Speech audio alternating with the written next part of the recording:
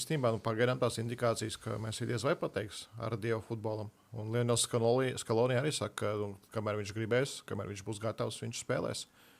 Fināla rezultāts ļoti daudz ko izšķirs, manuprāt. Ja viņi uzvarēs, tad viņš varētu būt līdzīgi kā tur daudz ir aizgājuši tur ar lielu trofeju. Tur 3. pasaules kausā viņam visticamāk galvā būs tāds 3. pasaules kauss, tur 4 gadi tur sagatavošanās periods, viņam jau cik tur pār 40 gadiem un tā tālāk.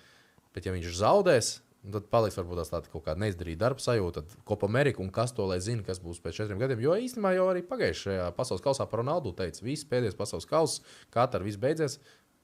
Turpināja. Šobrīd jau sāk runāt arī, ka Ronaldo varētu turpināt. Būsim reāli, arī Messi tā loma ir tāda, ka nav viņam spēlē jānoskrien tur 15 km. Līdz ar to tāds Messi, es domāju, pēc 4 gadiem mierīgi. Jautājums ir, vai viņš pats grib, jo tas nozīmē, ka viņam 4 gadus ir klubu futbols jāspēlē.